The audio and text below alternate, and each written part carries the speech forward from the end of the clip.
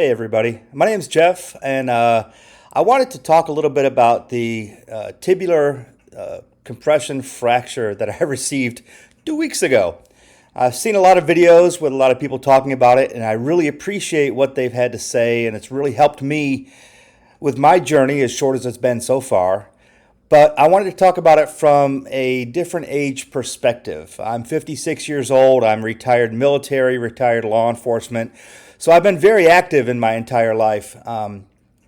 This has been an interesting adventure, to say the least. I dislocated my knee and compressed fractured the top of my tibia 2 weeks ago yesterday, the day after Thanksgiving 2023, while trying to save my dog from drowning, who really probably didn't need saving, but she was in some distress, and so I ran out to the pool deck to try to grab her and pull her out.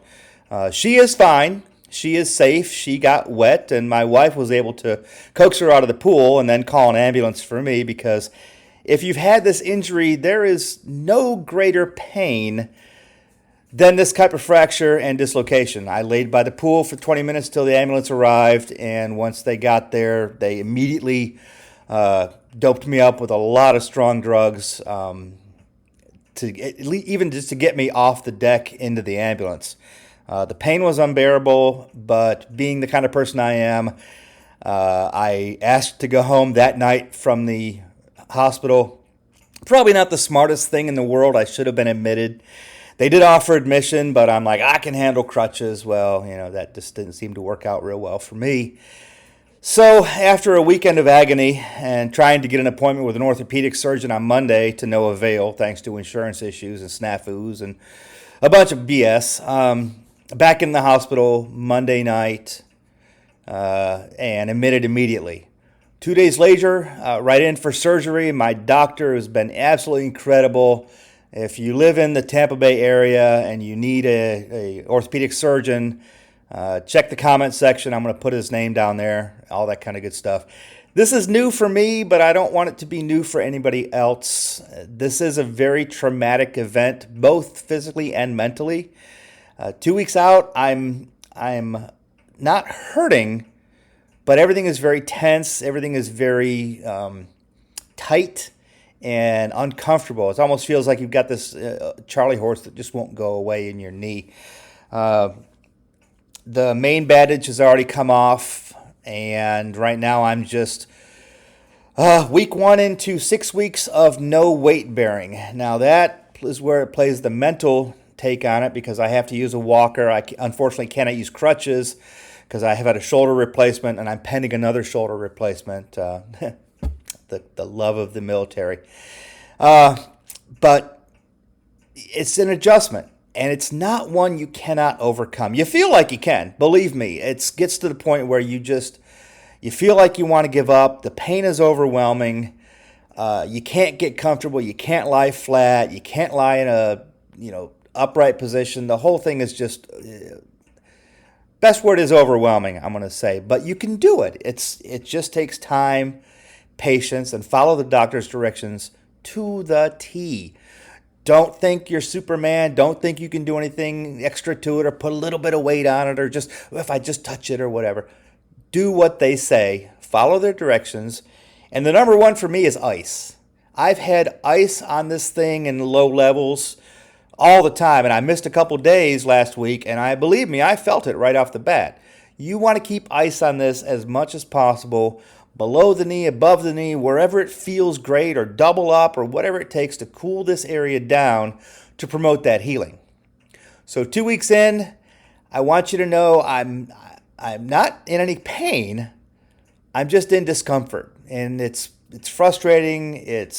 You want to get out, you want to do stuff, and the worst time is when the pain is subsided to a point where now you're like, okay, I'm ready to go. I can do all these crazy things, and then you can't, because you really need to stay off it for the 6 weeks. Follow me. I'm going to talk about this journey over the next several months, let you know what it's like from a, quote, old man's perspective. I'm not in the best shape I used to be, and it's tough to recover.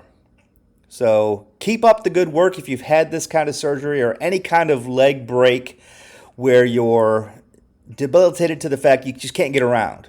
You know, it's tough to get to the bathroom. It's exhausting to get to bed.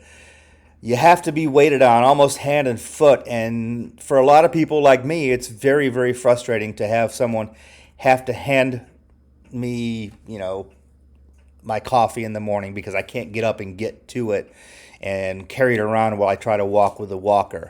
It's hard to look outside and not be outside because that's where I'd rather be. So it's going to get better. I know it. I've seen the other videos that start. It's very depressing for a lot of people, including me. And then I've seen further videos down that show the progress, and some show a little bit of a backslide. And I'm sure that's going to happen. And unfortunately, that's part of this injury is there will be an expected backslide. But it's not the end of the world. As long as you have a good medical people behind you giving you good advice, and as long as you got someone that is there for you to help, and unfortunately almost 24/7 for the first few weeks, you're going to get through it, and you're going to get by, and you're going to do just fine, just like me, and we'll find out how well I do over the next few months. So hold tight. You're going to see me from the couch for a few weeks, and then hopefully you're going to see me from the outside. This is Jeff. This is my injury, tibial plateau fracture, compression, you name it, ouch. And meniscus tear, of course, because you can't dislocate your knee without tearing something. Folks, it's going to be okay. Keep doing what you're doing, and we'll get through this together. This is Jeff.